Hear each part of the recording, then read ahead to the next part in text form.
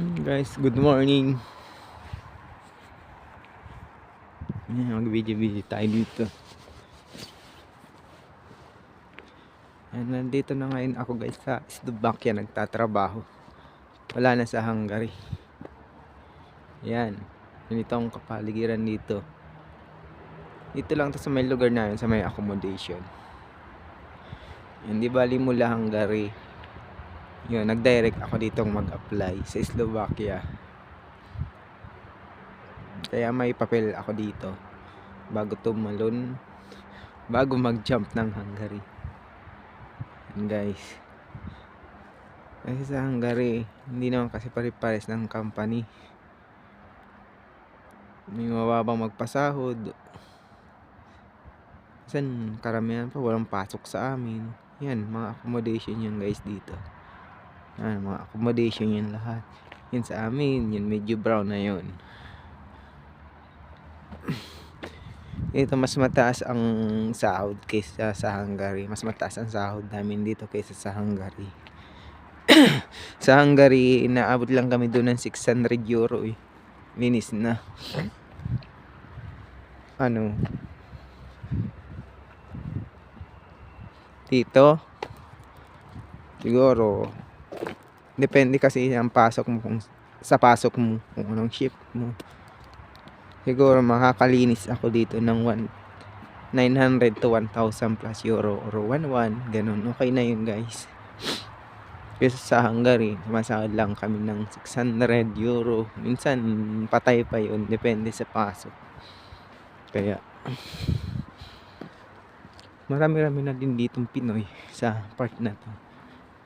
Nandito kami sa Kosice, Slovakia. Sarado pala ang Vietnam. Sarado. No. Sarado pala yan. Sarado ba? Sabado. Ano lang eh, hanggang alas 12 lang. Huh? Sarado eh, pumanik ako, nakalaking pinto. Saan ang company? Ano ako sa IE. Ay, Saan ka nakabuilding? diyan sa brown. Dito. Oh, diyan sa pang, di ba yan, yung brown na yun, oh. Oo. Hindi dito na ako, sarado eh. May bibilin sana ako eh. Yung kabayan. Ay, mga galing din siguro yun Hungary. Marami nagtalunan dito mula sa Hungary.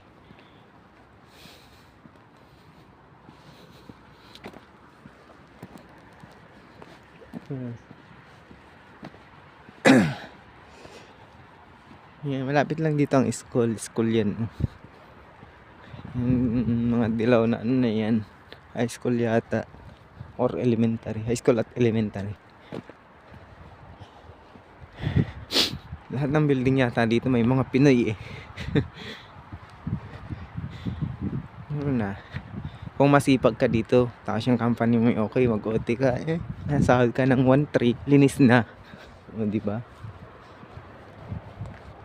Depende kasi sa ano, company, kung ililibre yung bahay mo.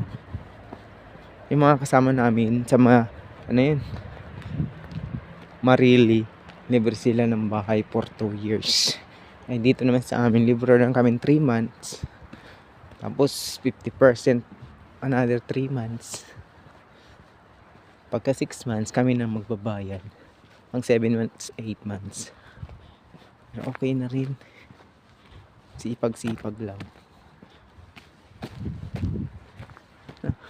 Yan ang accommodation ko. Kulay green. Ay, kulay green, kulay brown. Sige na guys, bye-bye na. Andito na kami. Mahal ang bahay kasi dito guys. Ang room. Dalawa kayo sa room. Ang bayad ninyo bawat isa ay nasa 15,000 pesos. Pero yun ay libre na lahat. May wifi, kuryente, tubig, lahat na yun. Included na yun. As malapit lang sa accommodation namin yung bilihan ng mga pagkain, fresh, Lidl, mga ano. Ang accommodation namin. Sige na guys, bye bye na, maraming salamat. Pa-subscribe na lang sa akin channel OFW Sari Sari Vlog. Thank you guys, bye bye.